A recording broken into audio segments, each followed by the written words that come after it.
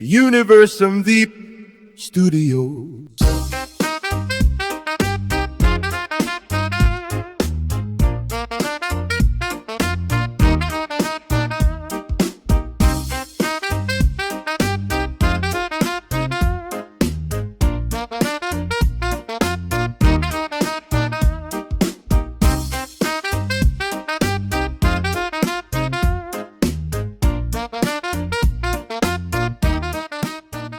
Bun găsit, dragi români de pretutindeni, fie că vă aflați în România sau dincolo de granițele ei, de aici din studioul Universum VIP vă transmit un salut românesc din Montreal.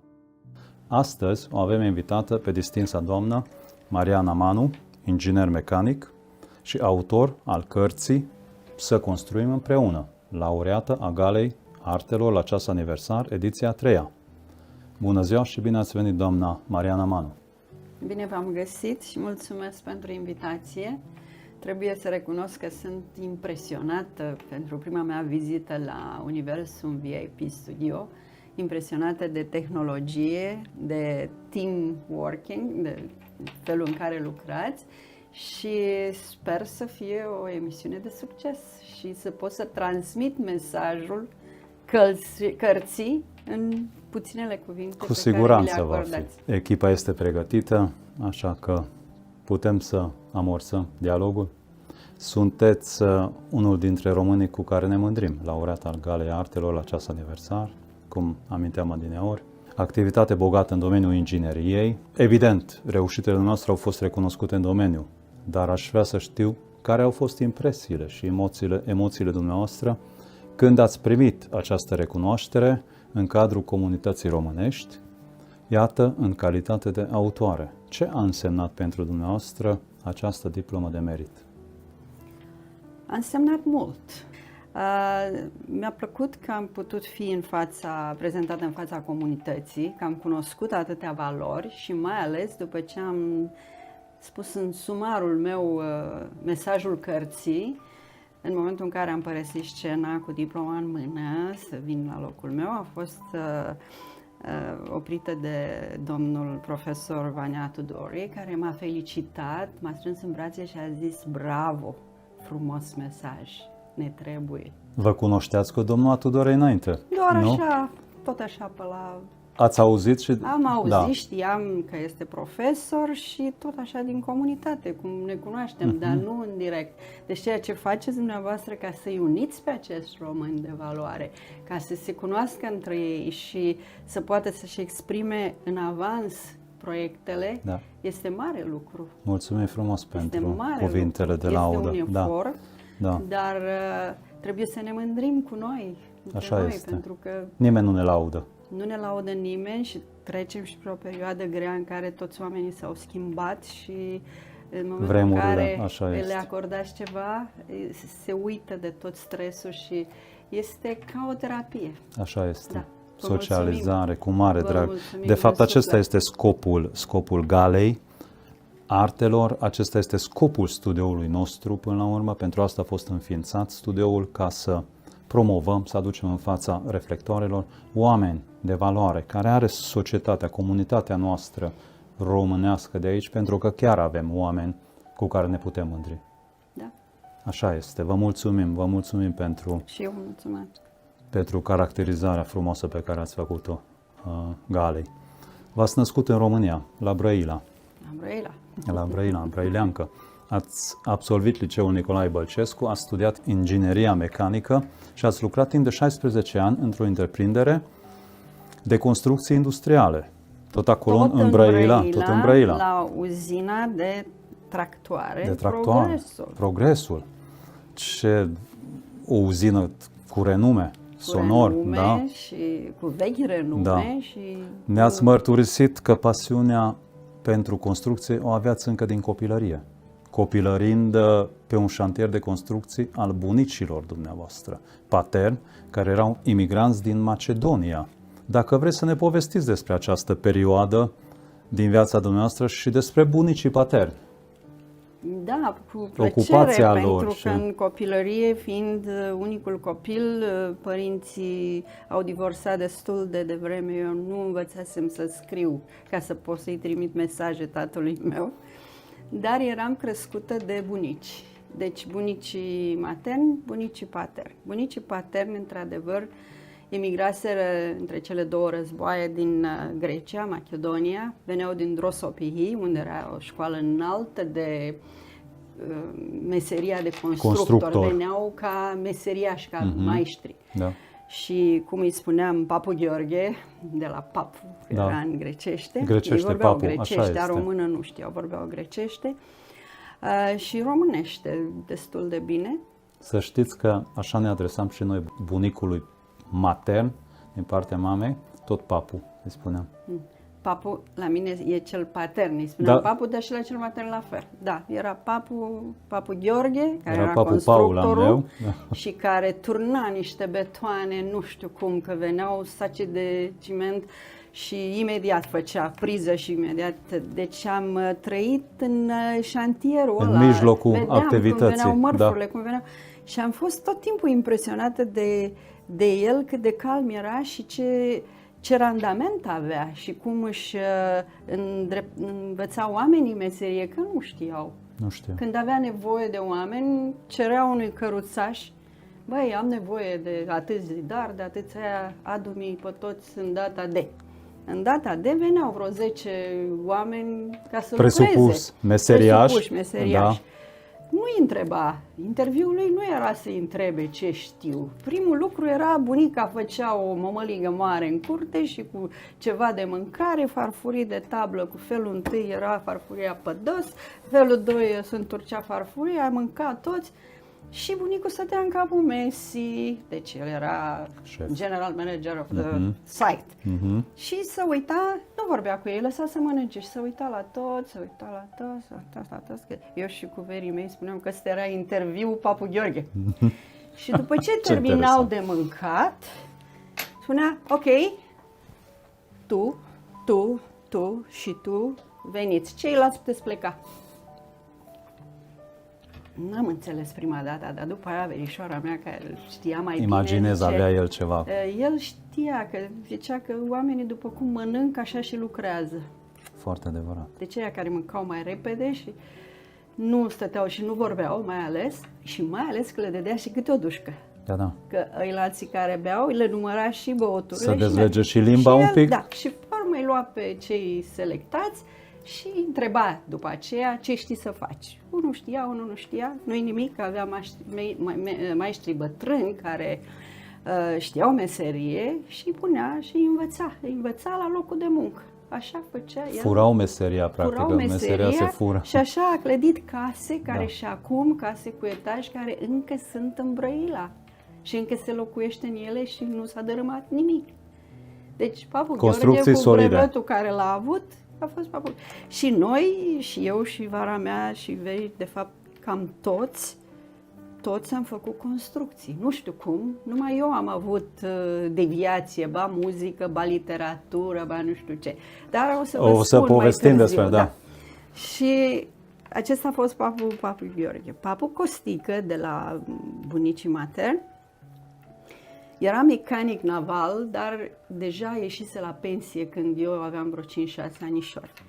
Și ce-mi plăcea la el, că de câte ori aveau probleme, mai ales cu vasele astea, cu zbaturi, cu aburi, care nu mai știa nimeni mecanică la astea și se stricau, și cum comunismul se instalase și vreau să scoată bani din ele, au început să facă croaziere cu vase vechi, nu știu, și rămâneau în pană. Și cine să le repare? Nimeni nu știa, n-aveau schiți. Hai la domnul Costică Drugiu. Ok. Și veneau. Și trebuia să ducea, vedea. De multe ori repara pe loc sau venea cu piesa și o modifica și o făcea. Da. Când venea cu ceva reușit, era atât de mândru și venea cu un trandafir la butonieră și fluiera, deci i-a reușit. Pe urmă, venea cu probleme, venea cu un fel de combinații ca niște rulmenți care nu mai lucrau, care nu mai aveau. Stătea, inventa, de unde scotea același oțel, nu știu, dar cunoștea metalurgie, știa să călească, știa să facă într-o menghină, cu pile, cu nu știu cum făcea, că repara se ducea, o instala și venea cu aceeași fericire că a realizat și a făcut ceva. Și așa mi s-a născut în Era adevărat căpșorul meșter meu, până la urmă. în căpșorul meu zic, uite ce Nu mândru și cârpaci. ce fericit e că a muncit, că a făcut ceva, nu s-a dus nici să bea, nici să... Și Da. asta am văzut și de acolo și acolo, munca. Și dacă aș putea să spun acum că mai târziu, în urmă, după ani și ani de inginerie la mine, într-un șantier în Qatar, am fost implicată în multe și rezolvam probleme și le făceam cu pasiune, că așa am făcut tot ce am făcut în viață, am făcut cu pasiune. Dacă nu era pasiune, nu făceam. Și mâncam împreună, toți colegii, toți inginerii și la masă, 2-3, de câteva ori m-au întrebat aceiași, măi, ce ai mă, de unde ai tu atâta pasiune? Ești și femeie, de unde pui atâta suflet, măi, în astea? Da. Și găsești și știi de ce? Când eram copil, am copilărit într-un șantier de construcții. Și mirosul ăla de ciment proaspăt și de rumegușul de la fabricarea lemnului mi-a rămas așa pe creier imprimat. Haideți să revenim un pic la bunicii materni, pentru că Da, și acolo da. este o poveste interesantă despre ei. De unde proveneau? Papu era singurul român jet-beget, practic. Singurul român jet-beget. Și mai am și venea aflat- de undeva dintr-o localitate Da, foarte renumită. Și avea și pe mama lui, care era foarte bătrână, dar ajunsese aproape de 100 de ani, care veneau din Humulești. Humulești, iată. Și el era născut tot în Humulești, Da. dar mama soacră, cum era mama lui, fusese colegă de clasele primare cu Ion Crangă. Povestea și era Asta ca da. și cum, era... Uite, nici nu știm cu cine stăm de vorbă, de fapt. Bravo! Da, ea povestea. Eu am învățat la școală, pe urmă, știi, Da. știi, păi a făcut. Da, stătea lângă mine, da? Deci, frumos a fost... Știți ceva lucruri interesante despre relația lor, ca și colegi, spusese ceva? Nu, nimic? Nu, povestea nu vorbea mult, dar am aflat că învățasem la școală, Da. Humulești, Ion Crangă. Bine, asta toată lumea o știe până la urmă. Nu, ea spunea, am fost la școală. Da. Dar eu știam mai mult de Ion Crangă decât știa ea. Bun, revenind la bunicii materni. Ei veneau din... Materni, Da. deci papu Costică era din Humulești, Da. român și Și Maia bunica? Olimpia Da. era din părinți care veneau din ginta franceză, care emigrau și veneau prin sudul țării, pe la Turnul Severin, Craiova, Caracal, s-a stabilit în Caracal, au avut o poziție foarte mare, au avut o casă foarte frumoasă care le-au luat-o comuniștii și nu știu dacă pot să Tot spun. constructor? Da, cum să- Nu. Nu? Nu. În momentul în care au venit cu bani, Da. dacă am luat așa o casă, care acum e primărie în Caracal, trebuie să ajung să o văd.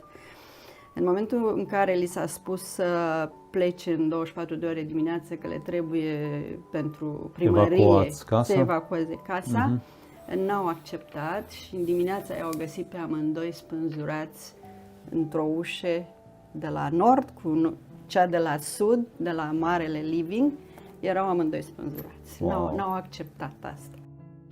Universal Veep Studios. Și eu nu știu casa, dar am cunoștințe Practic în au fost Slatina, victimele comunismului. care mi-au zis că o să mă ducă să văd clădirea, o știu. Deci povești triste, Da, dar clar, care sigur că da.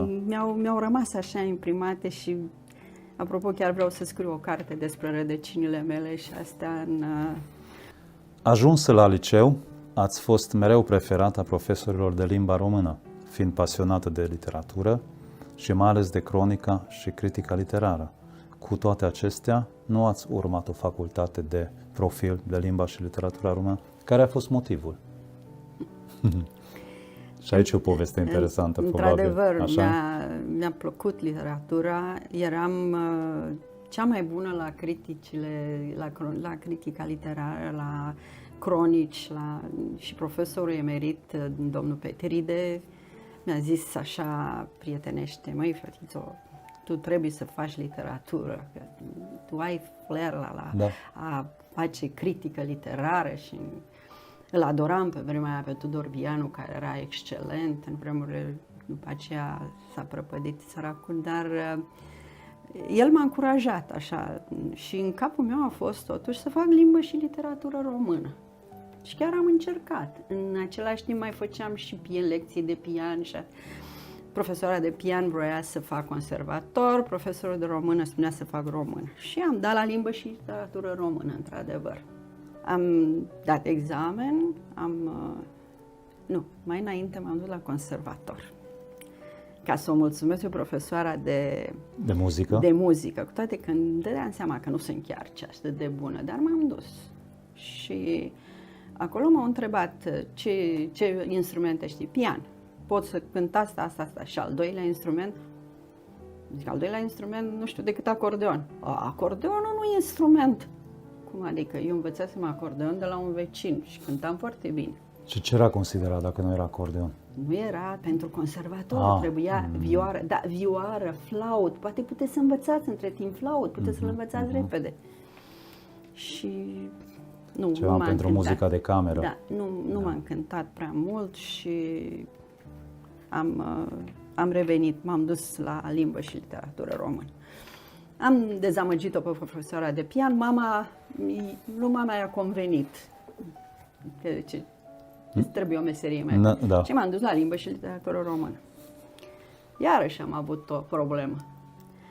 În subiectul care l-am avut, l-am prezentat atât de bine și m-am referit atât de bine la toate cronicile și toți criticii literari și mai ales am subliniat pe regretatul Tudor Vianu. Mi-aduc aminte cum am spus cuvintele astea și cineva din juriu, rotund așa la față, s-a schimbat așa puțin, s-a uitat la mine, ca după ce am terminat să mă întrebe, dar de alți critici nu poți să spui nimic? Și am zis, da, mai sunt. Și am dat câteva nume, printre care și numele lui, dar eu nu știam că e el. Nu. Și zic, da, sunt, dar nu se compară. Nu pot compara. Greșeala vieții mele. Când am ieșit, toți colegii ăștia care erau prezenți acolo mă așteptau afară. Mă, cum ai putut, să faci așa o greșeală? Deci ei cunoșteau cine e în juriu. Tu n-ai știu că el este. Zic, nu. Poți să fii sigură că te-a picat. Și într-adevăr. Așa a fost. Când au fost afișate rezultatele, eu eram cu câteva zecimi sub. Da, ajuns și n-am intrat. Am fost atât de dezamăgită și revoltată încât m-am dus la mama, plângând, și am zis, mama, eu nu mă mai duc la nicio literatură, mă duc la inginerie, să știu, iau un an de matematică, fac fizică, dar știu că 2 și cu 2 o să facă 4 oriunde, nu ca la ăștia.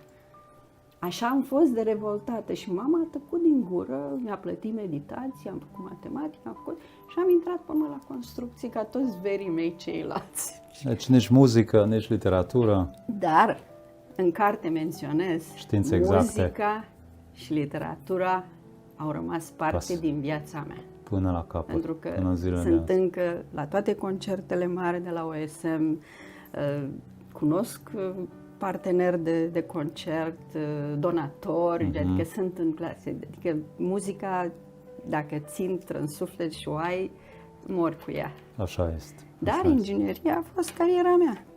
Ați terminat ingineria, în anul 1987 ați emigrat în Canada. Da. Încă destul de tânără, mă gândesc că ați fost... 40 de ani. 40 de ani. Cum se spune, de fapt, oamenii inteligenți spun că viața începe la 40 de ani. Exact, în 2 tinerețe. Da. Iar în 1993 ați intrat în Ordinul Inginerilor de aici din Canada și ați muncit la SNC-Lavalin. Da. Am să pronunț SNC pentru că așa spun cei de aici, SNC-Lavalin. SNC-Lavalin. Timp de 25 de ani. Eram emigrant, aveam o diplomă de inginer și venisem în vacanță, de fapt, vizită la rude. Dar am hotărât... În ce an se întâmplă asta? În 85 am venit, am văzut, m-am dus acasă, în 87 am venit cu ideea să rămân. Pot să fac o paranteză scurtă? Da. Cum se întâmpla că putea să veniți în vizită La rude? Da, Cu pașaport de vizitator am venit. Mi l-au dat foarte greu, e adevărat, dar am venit. pentru că toți care Și au în ajuns prin anii 80 au fugit. 87 când am venit, am spus de data asta nu mă mai întorc. Ok, Și am făcut, printr-un avocat român, da, am făcut cerere de emigrare. da. Și am fost acceptat. Drept de ședere și tot Da, ce... drept de ședere. Dar Revenind la primul job. la primul job, deci din vacanța cu care venisem, că am venit pentru o lună, două și Da. pe urmă am depus actele că vreau să rămân cu avocat, cu nu știu ce, am mers Oficial, înainte. legal, și da. atunci zic, ce fac eu aici, stau pe capul rudelor și asta, nu mă simțeam bine. Și toată vacanța, așa zisă vacanță, s-a transformat într-un full-time job de căutat de lucru. Și am făcut sute de rezumee, am trimis all over, adică am trimis foarte multe rezumee și m-au chemat la intervie, așa cu engleza mea cum era, știam destul de bine, dar cu tehnic, știi, și mai ales emoția, Da. că erai și emigrant. Nu Și după stăpâneați 6 perfect. luni am fost acceptată la Caon-Lavalen. Nu, Caon se numea numai, pe urmă s-a unit cu Lavalen. Caon era private company și era pentru pulp and paper, pentru mașini de hârtie, Da. erau vestiți în Cavendish. Da. Am dus rezumeul, secretara zice, du-te la etajul cu tare la Brian McMahon. Brian McMahon era șeful grupului de piping. Da. Și el m-a dat pe mâna unei doamne care zice, vezi ce știe. M-a dus, m-a prezentat la toți designerii, zice, dă-mi un set de planuri de fire protection, planuri de sanitare, planuri de așa și așa. Și mi l-a dat ca să mă uit pe ele și eu m-am uitat, zic, da, asta e pentru sanitare, dar zic, la sanitare ar trebui să faci și un longitudinal profile și nu știu ce, pot să fac și asta, pot să fac și asta. Și mă uitam și zic, la asta pot să fac și asta, pot să fac și asta, la care asta a rămas.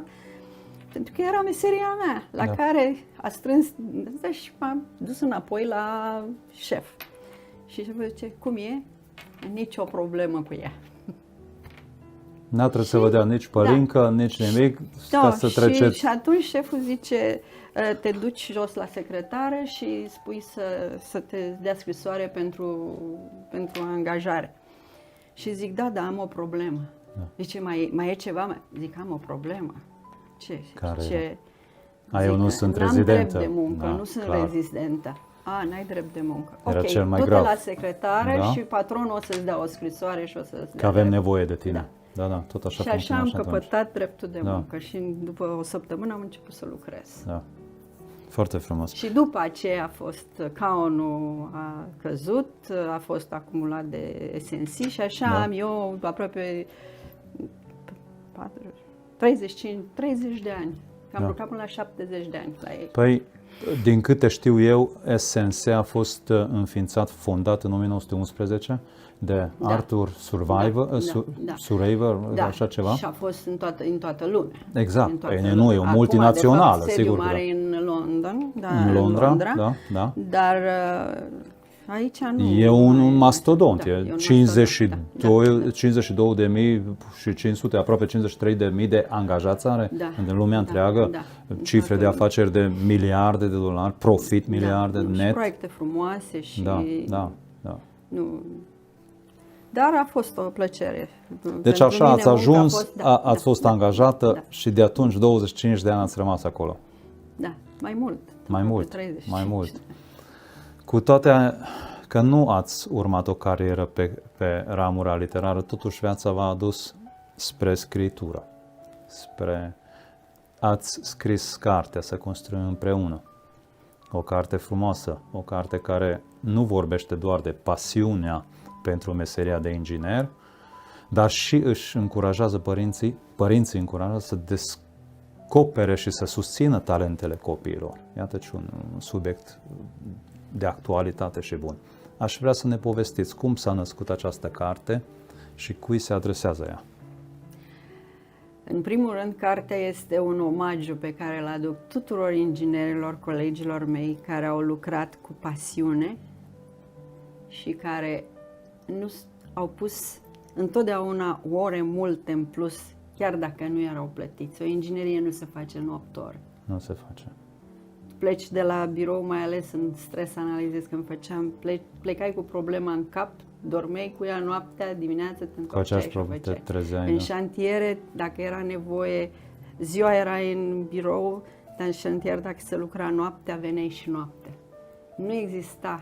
Un inginer bun nu zice nu. Da. Adică dacă vrei să iasă treaba. Și atunci pentru toți inginerii și toți colegii mei e un omagiu, pentru că ingineria nu are recunoaștere, nu e recunoscută.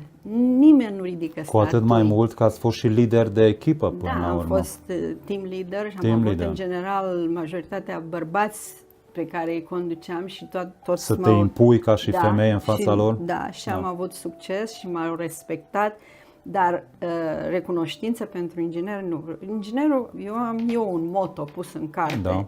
Inginerii sunt recunoscuți numai când ceva se dărâmă. E designat de cutare. Dar la arhitecți, de exemplu, la arhitecți le pune și o placă cu numele arhitectul cutare. Da.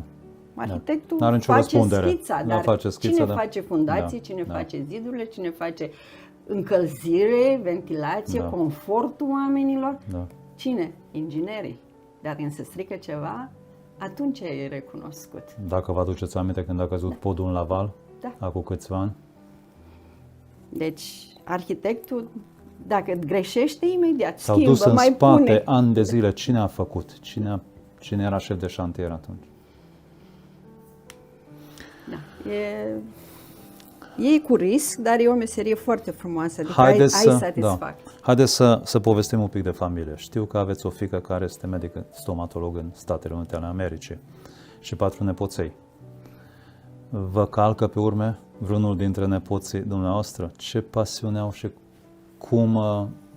ce vă seamănă? În primul rând am încercat cu fiica mea, care am încercat să am învățat imediat limbile foarte bine și la secundară trebuia să o facă în franceză pentru că era emigrant, dar am plătit private și a fost o studentă bună la Marianopolis.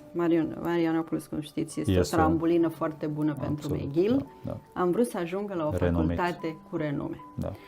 Și când am văzut ce note are și zic, mamă, totuși nu vrei să mergi pe partea tehnică, că suntem atâția, am investit atâta în software, în cărți, nu, mamă, nu vreau să am viața voastră.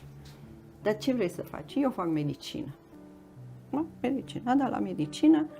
Dar avea tragere pe parcursul școlii, ați observat o... Nu știu, că partea de literatură o făceam eu, stăteam cu ea seara și eu făceam memorii și asta mă ajuta în engleză, cum să prezinte, cum. Dar a vrut să ducă la medicină, mă rog. De fapt, a fost impresionată și de o prietenă de-a mea care era dentistă, care lucra în Vancouver, Dumnezeu să o odihnească că s-a prăpădit, și a luat-o, am trimis-o să vadă Vancouverul și atunci ea a îndrumat-o, a încurajat-o pentru dentistică și atunci așa a fost.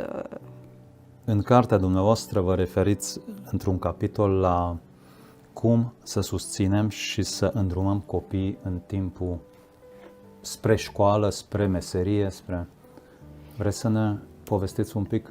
Da, educația copilului pornește de acasă. De la cei 7 ani, în primul rând. Și primii 7 ani, da. Și am un capitol în carte în care am spus educația cel mai bun investment. Așa este. Și încep cu copiii de la grădiniță, cum trebuie urmăriți, ce le place, chiar și cei mici de 2-3 anișori. Și datorită, dau un singur exemplu, acest Lego, care e un proiect de clasă poate pentru un mileniu Da. cine a inventat acest Lego și ce poate, pentru că îl urmăresc, am un nepot care e de 7 ani acum și care construiește din acest Lego după schițe niște stații de avioane, un aeroport întreg cu turnuri de control și stă cu schița și cu degețelele mici și formează totul și zic, băi, ăsta nu poate să fie decât un mecanic dacă îi place și are așa o pasiune. Dar părinții trebuie să le dea jucăriile, să le inducă plac, un să le pic, da? inducă Sigur, puțin. direcția. Și sunt mândră de el că dădea clase, că eu unde nu mai știam, uitam să-i spun, zice, nu, e așa, ok, și a văzut cum știi. Și de aceea în carte am un capitol și chiar cel mai important, educație the best investment, adică e cel mai bun investment pe care îl poți face și chiar dau exemplu că este o investiție care nu ți-o fură nimeni, chiar dacă e război, chiar dacă e pandemie, chiar dacă cineva vrea să îți fură un proiect, îl copiază, dar la plagiatură, dar nimeni nu-ți fură ceea ce ani de zile Aici ai în creier și mai ales când Da. faci cu pasiune. Da. Și atunci încep de la copii, de la grădiniță, în care dau exemplu și junimea română a lui Otilia Doamna Tunaru, Otilia în care Tunaru, o admir pentru faptul în care, pe lângă limbile străine, induce și puțină informatică, și Șac. puțină tehnică, Da, șac da, și da. toate astea. Și pe urmă, pentru următoarele stadii de învățământ, întotdeauna urmărești să facă ceea ce îi place. Adică meseria trebuie să fie o plăcere, nu un chin. Deci să fie un bliss, not a pain. It's corect.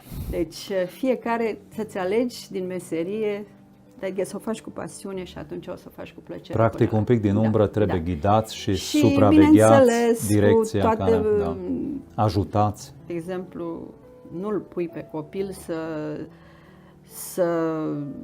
stea numai cu o tabletă în față ca să scapi de el, să nu te ocupi de el. Îi pui o carte, îl înveți alfabetul, îl înveți să citească, să scrie de mână, îl înveți să adune și să împarte și să facă matematica cu creierul și nu cu telefonul. Da. Pentru că deja îl îndobitocești dacă faci toate astea numai prin. Pentru că dacă nu știi să faci prin creier o adunare și când ai un rezultat făcut de computer, habar n-ai dacă e bun sau nu. Trebuie să ai acel simț de măsură care nu se face decât prin creierul copilului. Și asta îmi place la junimea română și chiar dau exemplu la toți, dacă au în comunitate școală, în primul rând pentru limbă, educația, ca să limiteze orele de screen și de astea care nu sunt sănătoase. Este o carte despre Institutul nu de cultură, pentru sănătatea mentală, sănătatea mentală a copiilor și dependența de screen, în care spune clar că un copil până la un an nici nu are voie să se uite și de la un an încolo numai o oră pe săptămână sau o oră pe zi. Deci sunt niște chestii care fac și bine, dar fac și rău. Vedeți că sistemul în sine duce în această direcție până la urmă. Pentru și noi suntem dependenți. Nu au voie să fie obligați să învețe pe de rost, nu au voie să fie forțați la ce nu le place și uite așa, ușor, subtil, li se introduce acest. Păi nu m-au forțat, nu trebuie să învăț, nu am niciun. Mai mult se penalizează dacă cumva încearcă cineva. Cunosc cazuri în Canada care au ajuns la acest extremis, să-l numesc așa, unde aproape că au pierdut joburi sau chiar au fost lăsați acasă, dați afară din serviciu pentru că au încercat, n-am să dau nume, au încercat să forțeze copilul să învețe o poezie. Era absolut normal pe vremea noastră să învățăm pe de rost limba, în limba română o poezie, să poți pune tabla mulțirii pe de rost. Nu era un lucru. Cum creezi neuronii ăștia din cap dacă nu înveți nimic? Rămâi tot cu tableta toată viața, vei deveni robot automat. Și am subliniat de asemenea că nepoții trebuie să învețe limba bunicilor, pentru că și așa suntem separați din multe motive, dar ca să nu fii în familie și să nu-l înțelegi pe bunicul ce spune și invers, e mult mai ușor pentru cel mic să învețe. Vorbesc de bunici mai bătrâni care nu vin în vizită. Asta și clar nu... că este un atu Da. permanent, Adică cu câte limbi trebuie învățat. vorbești mai multe Limba limbi, maternă sigur că da. e- Ești un alt om în da, plus da, încă, sigur că da. Când preconizați să lansați cartea? Cartea este gata. Seara poate va fi de 8 martie, pentru că unul din mesajele cărții este și încurajarea femeilor pentru meseria de inginer. Da. Fiind de 35 de ani în Canada, e o viață de om până la urmă, nu? Am putea spune o jumătate de viață, hai că să nu fim răi. Și cu toate că ați lucrat și ați vorbit foarte mult în limba engleză și franceză, nu ați uitat limba română. O vorbiți la perfecție. Știu că dumneavoastră gătiți românește încă acasă. Da. Și care este mâncarea care vă amintește de copilărie, de tinereț, de bunica, de În primul nostalgia rând, în primul rând, anilor trăiți în sărbătorile le fac ca acasă. ca acasă? Deci Paștele e Paște cu mielul și cu ouăle și cu Sunt nelipsite. Pasca de Paști. Crăciunul e cu cozonacul și cu Sarmale. porcul și sarmale și asta. Deci eu mă duc tocmai în Connecticut ca să fac sarmale, că femeia nu face. Dar știe? Sau nici nu știe? Nu prea mai. Nu știe. Dar le place? Nu știe, dar le place. Le place. Asta e important. Și nu, am Augustul românești. păstrat și vorbim românește toți care suntem români, nu ne întâlnim chiar și dacă sunt care vorbesc engleză, noi o ținem pe româneasca noastră. Da. Dar, de exemplu, pentru când pleacă un membru al familiei și se face înmormântarea persoanei respective, noi avem obiceiuri foarte frumoase de a pregăti o colivă și niște colaci care sunt, de fapt, cozonacul nostru, nu prea dulce și nu dar care arată foarte bine și este un aluat foarte sănătos pentru că nu are zahăr și e numai ou și făina care și arată superb. Da. Coliva e dulce, e adevărat. Eu pun foarte multă nucă și toată lumea zice că a mea e cea mai bună, dar de fapt secretul e că pun jumate nucă și jumate grâu. Specialiștii susțin că nuca e bună pentru creier. Foarte bună pentru creier. Așa spune. S-a dovedit că un pumn de nuci în fiecare zi în jur de 6. Da. Universum VIP Studios. Foarte interesant. Și noi mâncăm sănătos, românii mănâncă sănătos, adică nu, în afară de grăsimi și chiar slana aia noastră cu un usturoi este cea mai sănătoasă. Vedeți, doamna Mariana, până la urma urmei, hai să fim serioși, au trăit bunicii, străbunicii din slana aia, an de an, la rând, iarnă de iarnă, cu ceapa, cu usturoiul și cu slana. Da. N-au fost nici grași, n-au auzit nici de colesterol, n-au auzit nici de lipitor toată ziua, bună ziua, nici de statine. Pălinca, țuica, care ce avea fiert, erau natural de fapt. Acolo cred că este tot secretul în. Iar iarna chiar trebuie. Acum nu toată ziua mâncam în România avocado. Să fim serioși. Sau kiwi, nu? Da, și nucile și merele ținute în paie și eram sănătoși. Erau mai sănătoși decât acum. Vedeți că nu mai poți să ții mere sau fructe pe long term, să spunem. Se strică tot. Conținutul lor este tot un chimic până la urmă.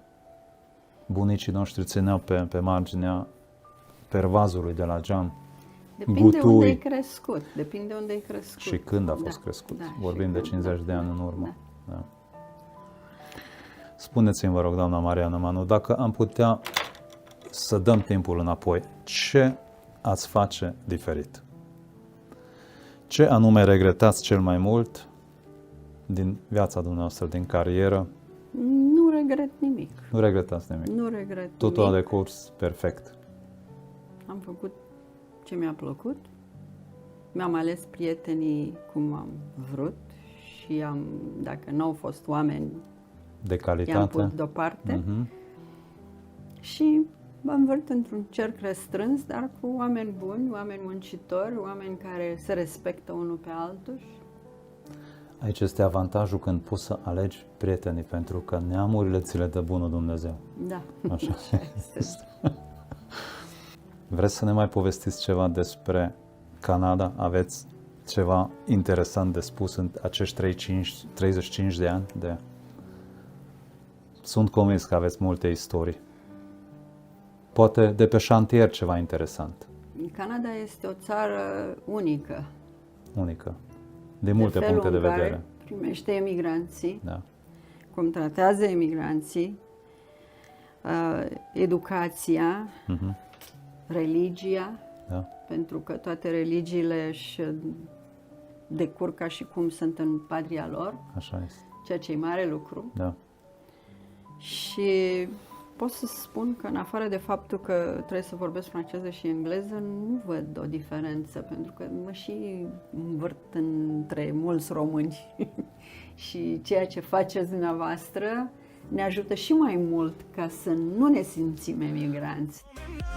Salut românesc din Montreal, un talk show senzațional. Salut românesc din Montreal, povești cu români genial. Și suntem destul de mulți, numai ingineri, cât cunosc eu, foarte buni și doctori și toate numeroase și bună, în toată Canada, nu numai Da, aici da. în Montreal, în Sigur. toată Canada. Sigur că da. Și din Vancouver cunosc Toronto. români de Toronto, iarăși de Încă sunt mai mulți în ca și în Montreal. universități, chiar mai Da, mult decât aici, sigur. deci trebuie să fim mândri și suntem destul de mulți. Da. Deci suntem o Românie în Canada. Cum spun italienii, de Little Italy. Da. Așa suntem și Exact, noi. exact. Da. Și mai ales cum au început acum restaurante românești, spectacole românești, școală românească. În dezvoltare, Ne simțim ca da. acasă, nu putem să spunem că încă suntem imigranți și uite, se uită la noi. Nu, asta n-a existat în Canada. Pentru telespectatorii noștri dragi, avem 14 biserici ortodoxe în Montreal. Da? Deci nu e una, două cândva, când. Da. Adevărul că suntem 70.000 de români, parcă sunt doar în Și Montreal. oamenii merg la biserică, adică sunt și preoți avem buni și Comunitate frumoasă. comunitate frumoasă, da. Merge în direcție bună, își menține tradițiile, le promovează, le perpetuează mai departe, limba. Da. E foarte frumos. Tot ce se întâmplă în jurul diasporei române, nu numai aici până la urmă, că acum mă refeream numai la Canada, dar uite și în Europa. Că vorbim de Spania, Germania, sunt stabiliți acolo, dar și-au creat comunitățile lor, biserici, magazine. peste tot. Am văzut multe filmulețe pe unde promovează acest românism. Da. Bravo român. Da. Vă urez multă sănătate, mult succes. Vă mulțumesc pentru că ați acceptat invitația mea în studioul Universum VIP în această seară. A fost o plăcere să dialogăm. Au fost subiecte foarte interesante, pe marginea cărora am purtat un dialog frumos și vă mă aștept și cu altă ocazie la noi în studio. Mulțumesc foarte mult și aștept să veniți la lansarea cărții, în care voi prezenta mai multe și voi avea mulți colegi ingineri care vor veni. Cu mare drag. De fapt, când am anunțat cartea, am fost vreo 80 de ingineri care le-am propus-o, zic, în 5 ani e gata și așa a fost. Am exagerat, dar ăsta a fost adevărul, mi-a luat 5 ani. Da. Ideea este că noi, cei care ne aflăm aici, este un pic crem a la crem, pentru că am fost foarte bine selectați prin modul lor de selectare în timpul emigrării. Nu? Au fost niște condiții foarte stricte ca să ajungă aici. Dar durata aceasta de 5 ani, nu că vreau să mă scuz, Da. dar cartea are un website cu același nume. O, da?